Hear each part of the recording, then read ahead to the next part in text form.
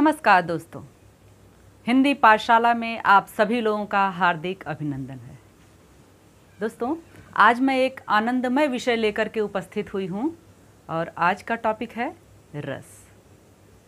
ये ऐसा टॉपिक है जिसमें से आपको प्रतियोगी परीक्षाओं में प्रश्न पूछे ही जाते हैं, साथ के साथ 10वीं कक्षा के बोर्ड की परीक्षा में भी ये पाठ्यक्रम में है। तो इसलिए दोनों ही दृष्टिकोण से यह आज का विषय जो है बहुत ही महत्वपूर्ण है। तो प्लीज़ इसे ध्यान से देखिएगा, आराम से समझिएगा, ताकि आज के बाद आपको रस याद करने में या पहचानने में आपसे कोई त्रुटि ना हो। तो चलिए शुरू करते हैं हम आज का टॉपिक अपना रस। दोस्तों, रस का अर्थ ही होता है आनंद, यानी जिसके माध्यम से हमें आनंद की प्राप्ति होती है उसे ही हम रस कहते हैं। रस क्या है? आनंद को प्रदान करने वाला।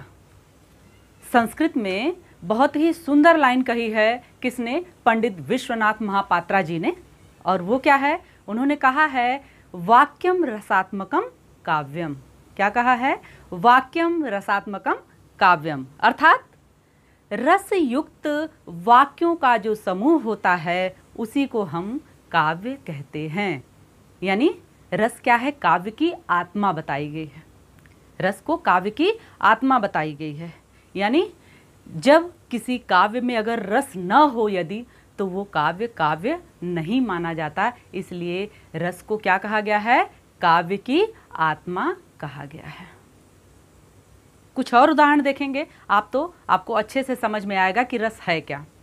देखिए, आप क्या करते हैं, अगर कोई चलचित्र देखते हैं, कोई कॉमेडी शो देखते हैं, या कोई ऐसी जगह पे जाते हैं जहाँ पे कुछ करुणामय दृश्य हो, तो क्या होता है? आपके मन में कुछ भाव उत्पन्न हो जाते हैं, होते हैं। या आप कोई अच्छा सा काव्य पढ़ रहे हो, किसी की रचना पढ़ रहे हो, आपके मन में क्या होता है? श्रृंगार रस से भरी, आप कोई श्रृंगार रस जिसमें हो, आप कोई काव्य पढ़ रहे हो, अध्ययन कर रहे हो, तो आपको क्या होता है? आनंद की अनुभूति होती है ना। जो ये आनंद की अनुभूति होती है, यही रस होता है। तो रस क्या है ये बिल्कुल आराम से समझ में आया होगा। पंडित विश्वनाथ महापात्रा जी ने रस के बारे में क्या कहा, ये भी मैंने आपको अभी चर्चा करी। तो इन सब के माध्यम से उम्मीद करती हूँ कि रस है क्या, पहले बेसिक चीज़ आप ये जान गए होंगे कि रस है क्या। दोस्तों, रस के कितने अवयव हैं? अब हमारा पॉइंट ये बनता है कि रस के अवयव कितने हैं। तो रस के कितने अवयव माने गए हैं? 4 अवयव माने गए हैं, 4 अंग माने गए हैं।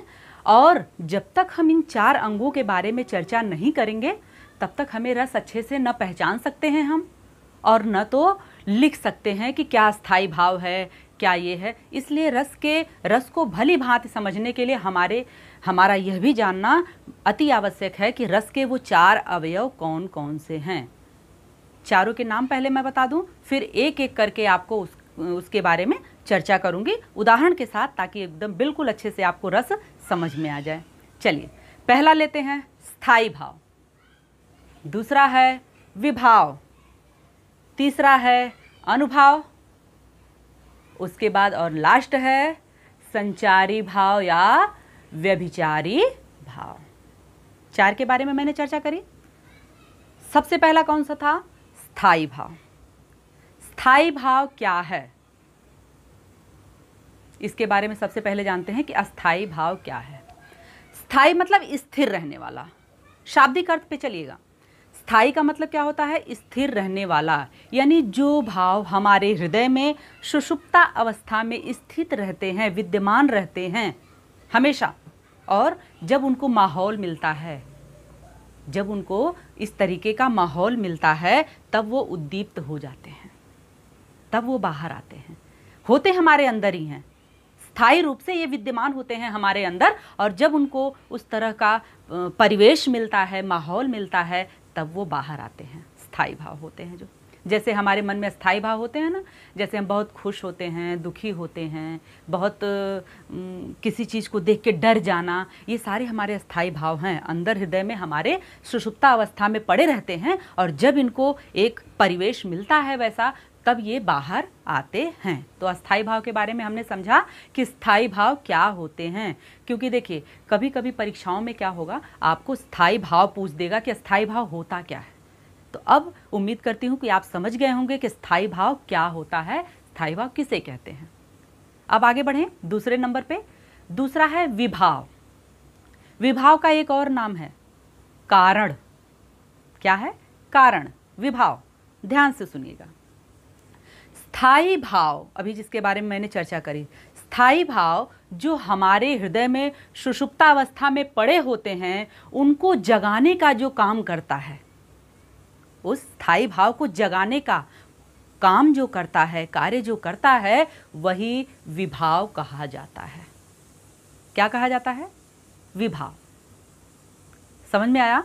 यानी जो स्थाई भाव को जागृत करने का कार्य करे, जगाने का कार्य करे, उसे ही हम विभाव कहते हैं।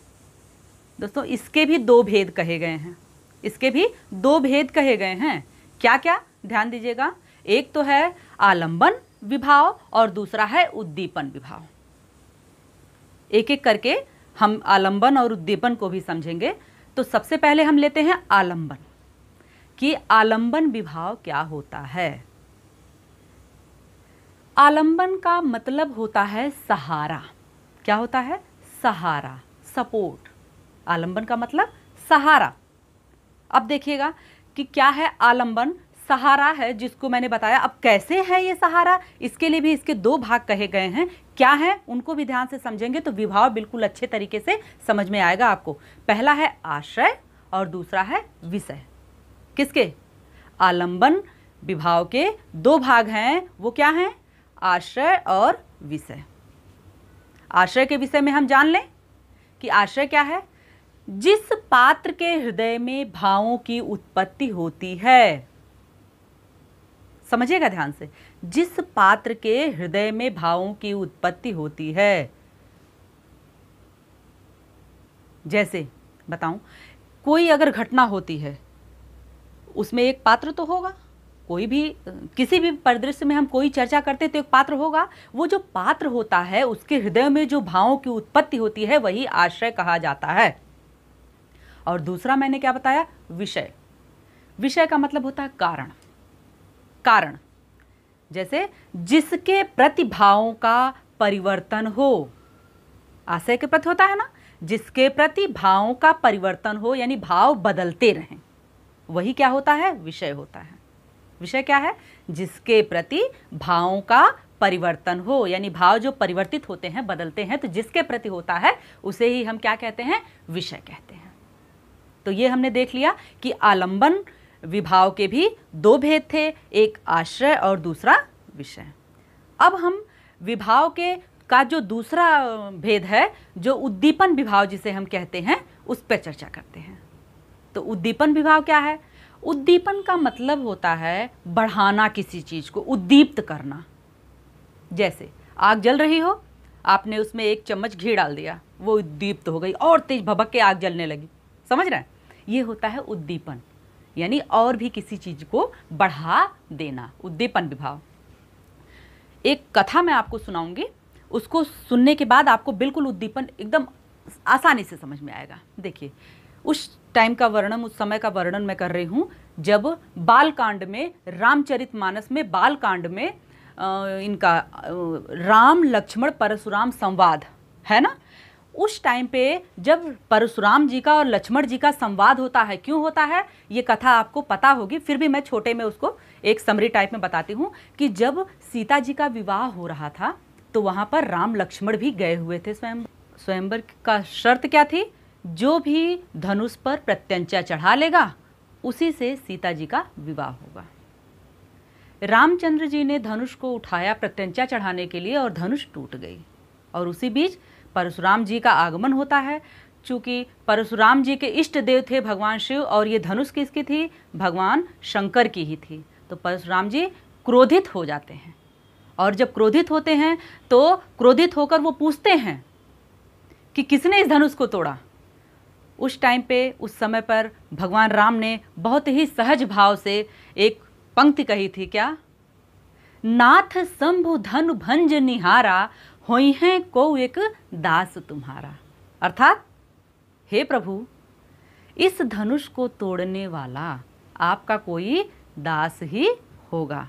लेकिन उसी टाइम पे जब लक्ष्मण जी का और परशुराम जी का संवाद होता है तो वो कुछ तिलमिलाया सा होता है, क्योंकि क्रोधित रहने वाले परशुराम जी और लक्ष्मण भी वैसे ही क्रोध वाले स्वभाव के थे। तो उन दोनों का जब आपस में वार्तालाप हुआ, उस समय की घटना है ये कि उस समय जब लक्ष्मण जी और परशुराम जी में वाद विवाद संवाद हो रहा है, तो वहाँ पे उस घटना में क्या है, परशुराम जी क्या हैं, आश्रय हैं। क्यों?